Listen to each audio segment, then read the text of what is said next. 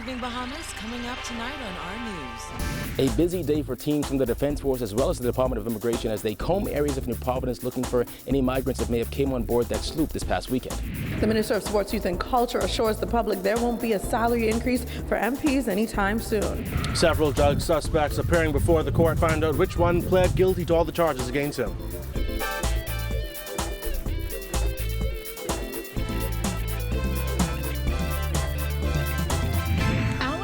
Brought to you by Alive, the nation's newest and best LTE network.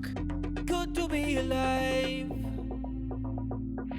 Welcome to our news and thanks for joining us. I'm Vonnie Tude. Topping news tonight, the hunt was on today throughout several communities of New Providence for migrants who may have landed on board a sloop on the shoreline of Adelaide Village Saturday morning. As the search continued, some officers found themselves running behind migrants and others having to pull some out of closets as they sought to hide from the law.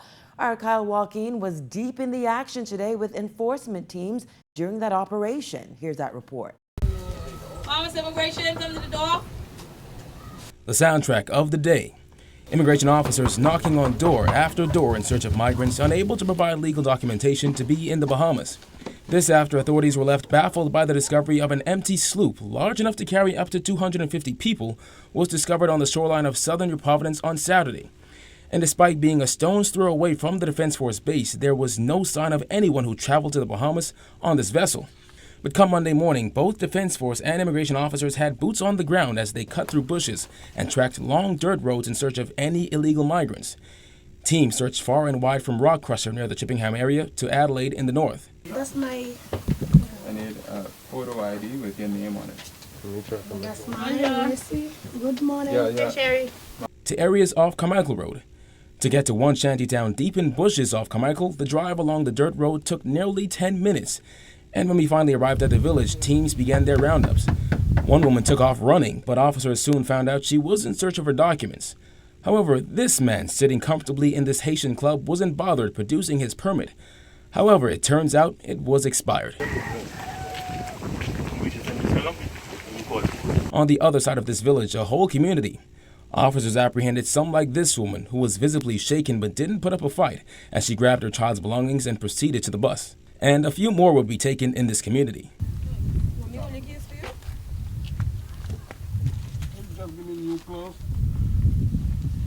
The journey then continued just a few minutes away to yet another shantytown, also off Carmichael Road, as officers knocked on doors. Many times they were greeted by children, most of them no older than 7 years of age. This woman, unfazed, told officers she was straight. Yeah, if you want, I could show you something. Okay, go now. She's straight, boy. No, I have my son make baby. See, I have plenty gunshot now. I have Tehi, they deny gunshot. Then there were homes like this one where there were clear signs that someone was home with keys and a cell phone in the couch. But as officers looked, no one in sight. Where mommy? Where mommy? She died. Your mommy go on the female Haiti. All Sherry, who live here? Huh? Who live here? One? Yeah. I think that's the lady going out. She going out? Yeah. And she leave every day like that? She gonna she leave her school, her house keys here. Huh? Her house keys here, her phone here. You think? Before she was eating. No, it's very warm. You sure? Yes, I sure. Officers then had their work cut out for them in this house as a man tried to hide in the closet and put up a fight when asked to come out. We get every day? No.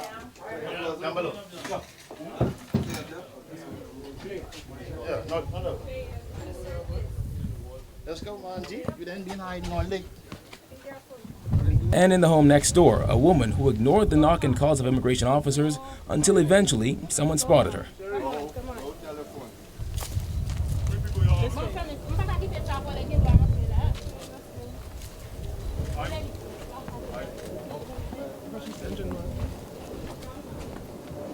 Immigration officer Solomon Clark was in charge of today's operation. He said it's not just about those believed to have come on the sloop this past weekend. Someone who's illegal is illegal. Whether they came on the boat, they came on the plane, otherwise. But what we're trying to do is just capture down the areas that we know they normally walk into when they come off the boats. According to Kirkland Neely, who heads the Immigration's Enforcement Unit, at last count, 27 people were apprehended, including Haitian, Jamaican, and Colombian nationals. 2 children were also taken into custody. But the journey for all picked up today ended at the Carmichael Road Detention Center. Some would be released upon finding the right documentation, but for all others, the wait starts until deportation. All this comes just weeks after the Prime Minister gave all illegal migrants a deadline of December 31st to leave the country.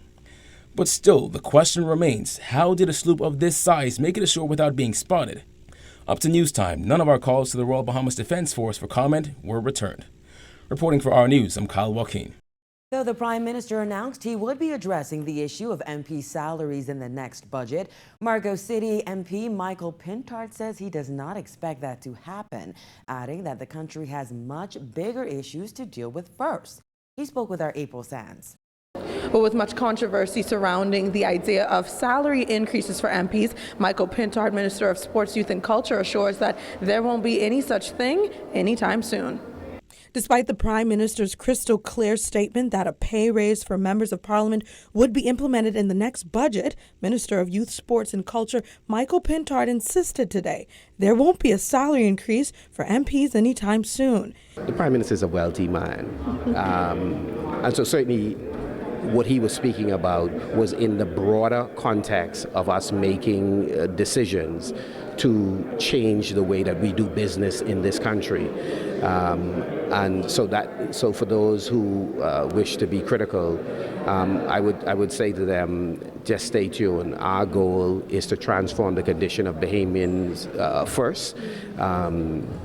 Every elected member of Parliament will be fine. And I believe that his concern is for the people long before he have any concern about those that have been called to serve them. At least 2 cabinet ministers have defended the Prime Minister's decision to give MPs a pay raise, asserting it is the right thing to do and would deter corruption. However, Minnis has come under heavy fire for his about-face on the subject, considering he was strongly against a pay raise recommended by a House Select Committee back in 2014. Former Tall Pines MP Leslie Miller called Minnis's pledge inappropriate, considering there are many, quote, catching eternal hell financially. I do not expect that anytime soon there's going to be a pay raise for any member of the Minnis administration. But Pintard says he stands with the Prime Minister, asserting MPs' salaries are in fact in need of a raise. But he admits that there are way too many important issues at hand. Clearly, the Prime Minister is correct that there is a need at some point in the future for a pay raise, but his priorities are clear.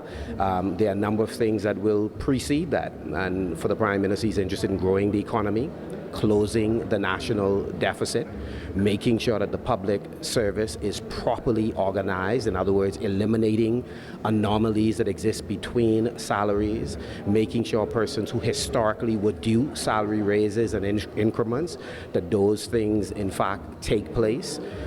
So there are a wide range of things that are far more important to this administration than another item, which is salary raise for members of Parliament. And those things many of those are likely to precede any increase. Though MPs have yet to receive a pay increase in over 25 years, most of them earn 2 salaries, a duty allowance, and other perks. Reporting for our news, I'm April Sands. Several men and women were arraigned in court this afternoon, suspected of committing various drugs and firearms-related charges. Jared Hicks tells us more. Charged with drug offenses related to a seizure on Highburn Key were Bartholomew Pinder and Billy Robinson, seen here walking with a limp. They are accused of possession of dangerous drugs with intent to supply, namely 433 pounds of marijuana, and conspiracy to import dangerous drugs. The men were also charged with assaulting 4 officers with a deadly weapon. They pleaded not guilty to all the charges and were remanded to the Bahamas Department of Corrections. Also appearing before the court was a man charged alongside his mother, his girlfriend, and his brother. They were all charged with various firearms and drug offenses. 27-year-old Valentino Pratt, pictured in the black, were charged with possession of an unlicensed firearm, possession of ammunition with intent to supply, and possession of dangerous drugs with intent to supply.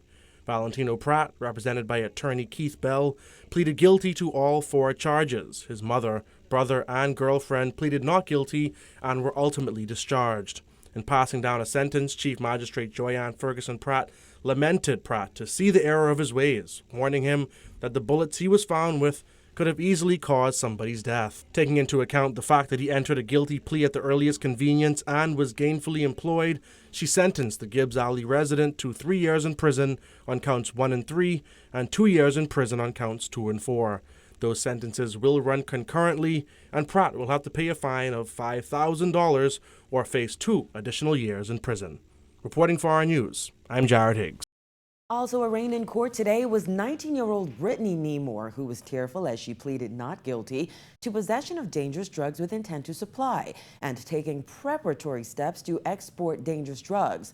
The Pinewood resident is accused of attempting to export cocaine out of the country through Lyndon Pinling International Airport. She was denied bail and remanded to the Bahamas Department of Corrections until December 1st, when she will stand trial before Magistrate Samuel McKinney. Krista Mason-Smith represented Nemore. Still to come on our news, a Prime Minister addresses chartered accountants. The details are after this break.